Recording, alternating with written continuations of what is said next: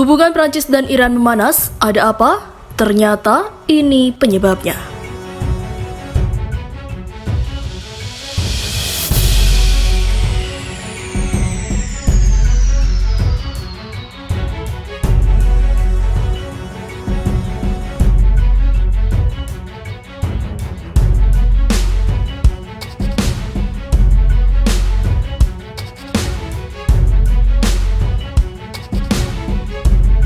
Hubungan Prancis dan Iran memanas. Ini akibat tuduhan mata-mata yang dilancarkan negara Ayatollah Khamenei ke warga Prancis.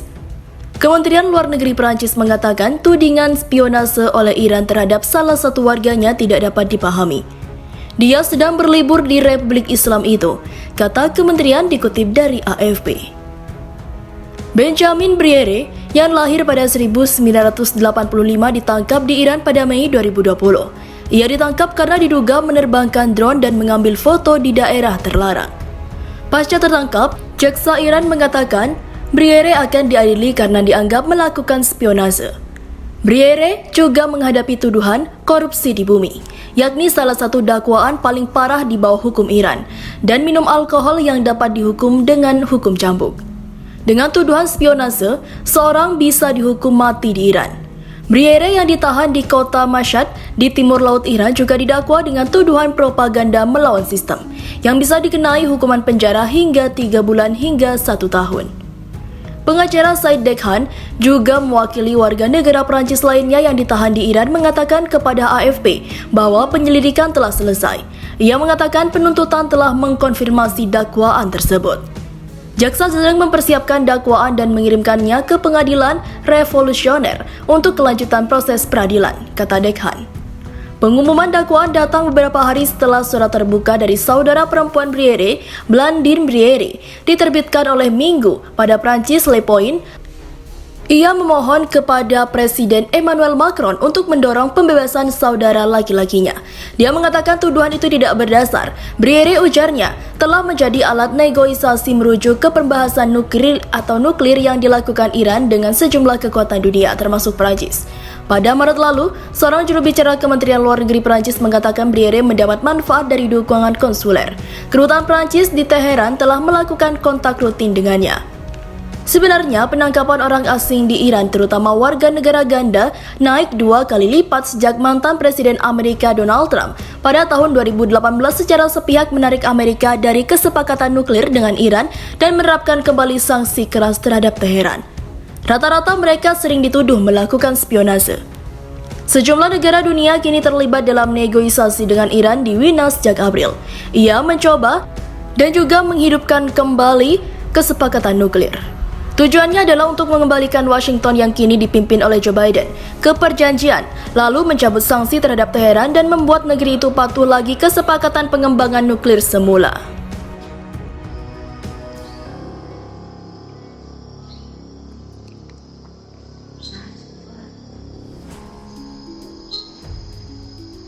Milisi Palestina akan tetap tolak tunduk ke Israel, ini alasannya. Ekonomi Gaza telah lumpuh sejak blokade diberlakukan dan dihentikannya bantuan asing ke Gaza. Menurut Bank Dunia, pengangguran di Gaza mencapai 52% dan kemiskinan merajalela. Di tengah situasi yang sangat sulit ini, militer Israel yang jauh lebih superior melancarkan 3 serangan ke Gaza sejak 2008, menyusul kemenangan milisi Palestina di pemilu 2006 yang demokratis. Perang terakhir pada 2014 lebih jauh menghancurkan infrastruktur Gaza yang rapuh, mendorong PBB memperingatkan bahwa Gaza tidak dapat dihuni lagi pada 2020.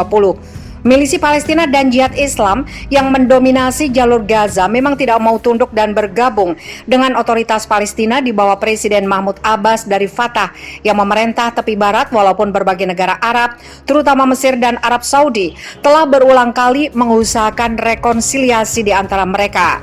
Milisi Palestina dan Jihad Islami bahkan tetap mempersenjatai diri. Tetapi sikap kedua faksi bisa dimaklumi mengingat tidak ada tanda-tanda Israel mau berdamai dengan Palestina berdasarkan resolusi DKPBB 242 dan 338 serta kesepakatan Oslo 1993. Sejak April 2014, proses perdamaian Israel-Palestina macet total. Israel memang tidak ingin memerdekakan Palestina dengan wilayah Gaza.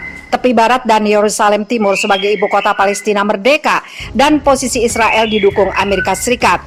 Sementara otoritas Palestina kini mandul, Abbas menolak pengakuan Washington atas Yerusalem sebagai ibu kota Israel, tetapi tidak dapat berbuat apa-apa. Bahkan otoritas Palestina kian lemah setelah Amerika Serikat menutup kantor Organisasi Pembebasan Palestina di Washington, menghentikan bantuan kepada jutaan pengungsi Palestina dan menghentikan bantuan sosial bagi Palestina.